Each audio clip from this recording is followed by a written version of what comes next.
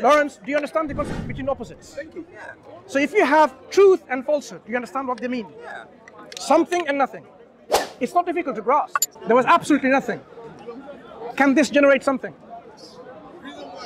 I mean, if a thing that did not exist existed, could something be there? I suppose if a thing that could not exist existed, then anything is possible after that. Sorry?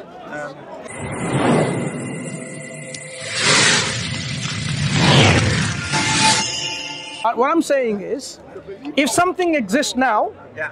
it has to be always there, or it wasn't always there. Yes. And according to that theory, what is it? It was space-time, what we are, energy, always there? I'm saying or that there wasn't always there there? is no before. But I didn't ask what before. I'm talking about being always there or not. Right.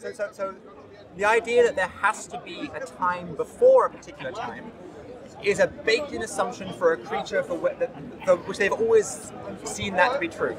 But it is the same idea as thinking that there must always be a more southwards. For a creature that's never seen the globe, they've always seen south. They might believe it goes on forever. Again, you're conflating for me to understand about about southness, about south. Let's understand. Let's understand this analogy. This is what I don't understand it. Maybe I'm not thinking it through. But I want you to explain to me one thing, Lawrence. If there was absolute nothingness to begin with, nothingness. No. Let's understand what nothingness is. It's absence of everything. But that's not exactly what I'm positing there was. Now I'm saying if there was such a thing, there was absolutely nothing. Can this generate something? I mean, if a thing that did not exist existed, could something be there? I suppose if a thing that could not exist existed, then anything is possible after that. Sorry? If nothing existed at one point, when I say point, I'm not talking about time. Okay. Yeah? So this is a concept in which nothingness is the absence of everything. Yeah. Absence of time and space, quantum fields, you name it. Absence of all of that. In such a state of reality, can you get something like space and time out of it? There's no science or physics that tries to understand the things that do not exist. Science doesn't have answers to it. It doesn't have answers. What do you think? Questions. Is it possible to get something out of nothing? I think there is no logic that I know that could ever allow me to answer in either direction, because I don't even have an understanding of what it would mean for something to come of nothing. I just told you, nothing is the absence of everything. So if you want to get, say, some gluons and haptons and hadrons and leptons, whatever, right? Now these are quantum particles. They have existence. You're talking about getting existence from non-existence. Is it even conceptually possible? But I'm not positing that that's what happens. I am saying, is it possible to get existence from non-existence? I'm saying that I haven't got that answer. You do. I don't. Lawrence, I really don't. Lawrence, I really don't have an answer to that Lawrence, question. non-existence is no existence whatsoever. Yeah, so I've never experienced non-existence, nor do I know if it actually even is a thing. I'm just telling you, non-existence is the absence of energy and everything that you know of. How can it make energy when itself doesn't possess energy? You say, how can it make it? But I don't believe or even know it to be the case that that's how it happens. I'm postulating a possible scenario. Let's say there was non-existence. Okay, this is my model. There was non-existence. Now, I want to explain, can existence be accounted for from this non-existence? Now, what do I need to know? This non-existence have to have some qualities and properties and attributes to make existence. But non-existence, by definition, has none of that. Is it possible to get existence out of non-existence? In my model. Your model? Yeah. Well, you tell me it's your model. Do you understand the I understand that you have this idea of nothingness. It's not an idea, it's a concept. And it's a concept that we do understand because we can understand something. No, okay. Do you not understand contrast between opposites? I understand the word nothing. Opposite? I'm not sure that I have a physical model Lawrence, do you understand the concept between opposites? Thank you. Yeah. So if you have truth and falsehood, do you understand what they mean? Yeah. Something and nothing. Yeah. It's not difficult to grasp. Exactly. It's actually quite rational. Yeah. So I know, and science is foundationally built on rationality. I know what you mean by nothingness. Good. I am now imagining a universe in which there is nothing. And I think this is a universe in which there is something. And you're asking me, do I know how you would get from one to the other? No, is it possible? No, is it possible? Is it possible? How would I know? I've never experienced those things. So from from what you understand by I've never something, experienced the universe of So what nothingness, nor have I crossed it. so what you understand by the laws that operate within this universe, My laws only apply to the one universe, the one where there is something. yeah. So in this something, the one, look, we can only think about what we know. Which is something. We I cannot have never think known about nothing. Nothing is the opposite to that, In conceptually. every universe I have woken up in, there's always been something. No. We're saying something is something, and there's opposite to that. We understand the opposites. Oh, I understand, but I don't know that there has ever been nothing. I'm saying, is it possible ever to be nothing? Are you saying, do I have a physical theory of reality? I'm not asking for a in physical which theory. There was once I didn't ask you for a physical, empirical observation. What does it mean to be possible? Possible? What is the meaning of possibility then? Okay. So what I'm saying is, you have nothing, non-existence, and existence. Is it possible to get existence out of non-existence? Now, how you get it, whether you use your empirical theories. I can see no contradiction. I think that, at least as scientists, those things that don't impact our reality and can't be observed or measured and have no effect on me, the difference between them existing and not existing is moot. That because they're not measurable, because they don't, by definition, affect our reality. Can it make something? Can non-existence make something? Can it make something? Yes. I think by definition, nothing doesn't make anything. It's nothing. So you cannot make anything. What does it mean for nothing to make things? For example, when you have matter transforming, can non-existence transform non-existence into existence? But you see, the thing is that these things like matter, they're all. You know when we're talking about like all things existing. Lawrence. And you're asking to imagine Okay, a world let in which don't exist. me help you in your physical understanding of things. Quantum particles and virtual particles, right? Virtual particles. What are virtual particles? I have no idea what virtual particles are. So virtual particles are, they just pop in and out of existence in a virtual reality, okay?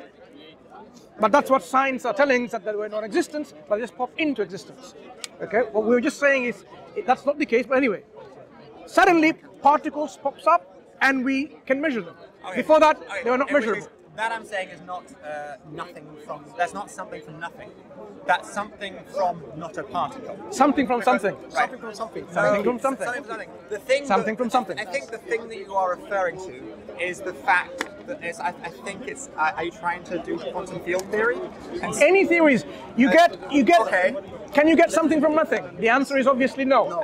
I think maybe what you're trying to refer to in physics is a phenomenon I'm not limiting my where- knowledge to physics only. So now let's use all our avenues of knowledge Okay. and answer this question. Are you saying then that your belief in a creator is not an empirical view, it's a rational one?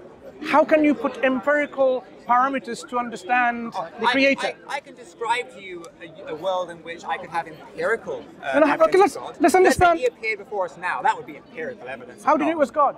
That's a good question. Maybe he has the capacity to make you know that he's God, right? Mass delusion. Mass delusion. How can you? Now, But how? it was the- Imagine it was the- somebody says, "I am God" from the sky. How do you know that was God? It could be just mass hysteria, mass delusion. I don't think science is trying to offer you guarantees. It's trying to offer you the best. I don't think it's a evidence we scientific have. question. If Science every doesn't- day God walked down to me, it might be delusion or he might be real. No. The But I question is wouldn't be about having this the conversation questions with about God existence doesn't fall into the remit of science. Exactly. It cannot. You're using the wrong tool. It cannot. We have to use the appropriate tool for the appropriate question. Right. So I would agree with you that whether or not outside of all this there is a God is not a question that science can answer. Sorry. But that wasn't the only thing you tried to claim today. Today you tried to claim that we could not possibly have evolved. No. I didn't claim that. You're straw-manning me. I mean, Okay, absolutely not. Can you Absolutely not. reiterate then your position? My position on how we is came about to be? rationality needs to be incorporated in finding the truth. Right, but specifically, Right. what is your No, stance on specifically how we came is to be? about our existence here could not have come from non-existence. That is my number one claim. Then I'll tell you what number two claim is once we understand whether my claim is true or not. So you can really argue, put counter arguments on my claim and say no, existence can come from non-existence. But I'm postulating existence cannot come from non-existence. See, the problem here is now The fact that we are existent, there has to be always existence, always. And my definition of always transcends all models of your time. It's always there. Whether you stop there at 13.6 billion years or not, or you have a singularity in which you can't talk about time, you can't go beyond and say before, always encompasses and transcends all of that, always there.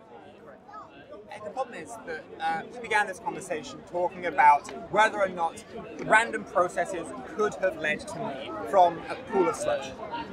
And in order to answer that question, I don't think I need to tell you whether or not your model of something springing from nothing is true or not. That's very important. You've moved those goalposts quite away from the I haven't beginning. moved. I was just laying the foundations of rationality.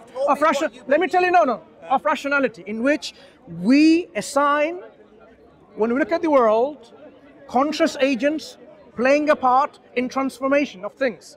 You're saying transformation can happen without conscious entity willing and choosing to happen. Yes, I am. But I'm saying we don't observe any of that. I think we do right now. Give me an example. As I said earlier, Give me an example. If I chop that, if the wind blows that tree down, there will be fewer trees like it afterwards because it will be dead. That is something that is observable. The wind is not a conscious entity, and it very much does change what future beings there will be. You're simply saying transformation in terms of what? Like, for example, I'm not transforming you. I'm just putting an end to you because I'm just interfering with you. When I say transformation, I'm talking about transformation that is already encoded within our self. Whether it's in a tree or in a rat or a human being, there are information, complex information, which tells us how we are going to be, our next generation is going to be. This information is a program. That program, this is what I am arguing against. Programs cannot exist and subsist like that without a conscious programmer. So that's why I'm going back. Good. That we can talk about. Yeah. That doesn't require that's why let's go back. Lawrence, let's go back then. So now we are something. Can this something be a result of absolute nothingness? We were talking about programs earlier. No. I'm not going to. Would it satisfy me? Lawrence. Let me finish this sentence, then you can go back to talking. Fine. Would it satisfy you for me to describe a program being where once it was not, without a creator? No. Is that enough? No. I'm moving to now the more fundamental and core question, which is this universe. I'd rather not move. Do you know why you're not going to go into there? Because that is more important. Lawrence, why are you uncomfortable to discuss a fundamental question? I think the problem is if we try to make our conversation more broad. Not broader. This is the fundamental. No, this is a fundamental question. I would much rather just stick to the conversation. Look, okay. Let me just take people in. Okay.